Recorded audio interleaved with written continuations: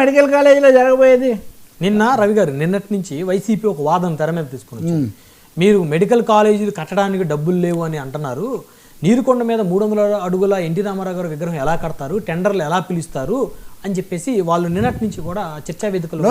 అంటే వాళ్ళు ముఖ్యంగా రాజ్భవన్ కట్టారు, రాజ్భవన్కు 200 కోట్లు, సిఆర్డిఏ భవనానికి ఇప్పుడు పిడుక్కు బియ్యానికి ఒకటే మంత్రం అని రెండింటిని మనము పోల్చలేము. ఇక్కడ తప్పకుండా ఒక రాజధాని అన్నాక రాజ్భవన్ ఉంటుంది. రాజ్భవన్, అసెంబ్లీ, హాస్టల్స్, సెక్రటేరియట్, ఇవి 4 మినిమం. ఇది కేంద్రం సాయం అన్నారు, అది కూడా లేట్ అయిపోయింది.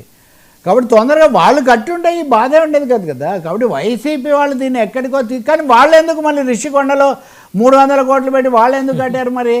ఆ రిషికొండ మీద కట్టే బదులు ఈ మెడికల్ కాలేజీలు పూర్తి చేస్తుండొచ్చు కదా అలా మాట్లాడితే. సో అంతా గుమ్మడికాయంత ముత్యాలే అని వీళ్ళందరూ ఎవరి వాళ్ళకు ఉన్నాయి. కానీ ఒక్క ప్రాథమిక సత్యం ఏమంటే ప్రభుత్వ కాలేజీలుగా వాళ్ళు ప్రారంభించారు, ఒక 5 పూర్తి చేశారు దాదాపుగా, ఒక 10కి ఒక వివిధ దశల్లో ఉన్నాయి. వాటిని కట్టడానికి ఏర్పాట్లు, పైగా ఎన్డీఏ మోదీ గారు మనం ఇంకా అడగకముందే ఇస్తున్నారు.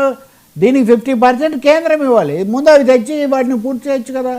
కాబట్టి హైకోర్టును దీంట్లో ఏదో అడ్డం వేసుకోవడం చాలా అర్థం లేని విషయం. హైకోర్టు చెప్పిందంతా డబ్బులు లేవు అంటే తప్పేముంది, డబ్బులు లేవు అని మీరు ఎందుకు అంటున్నారు?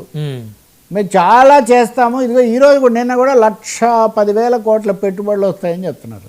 మరి ఆ స్థాయిలో అంత అద్భుతమైన అభివృద్ధి జరుగుతుంటే, అవును, ఆదాయం వస్తుంటే మెడికల్ కాలేజీలు కట్టడానికి ఏముందండి? పైగా మొదలయ్యాయి కదా ఎంతో కొంత. అవును, ప్రభుత్వం విషయంలో పూర్తిగా ఆత్మరక్షణలో ఉంది, డిఫెన్స్లో ఉంది. అందుకే కదా సత్యకుమార్ ఒకరే జగన్కు లేఖలు, ప్రశ్నలు ఇవన్నీ కూడా రాస్తున్నారు. మిగతా వాళ్ళు ఎవరు దీని మీద పెద్దగా ఏమీ కొంచెం ఇబ్బంది పడుతున్నారు. పైగా మీడియాలో మాట్లాడే వాళ్ళ మీద కూడా విరుచుకుపడుతున్నారు.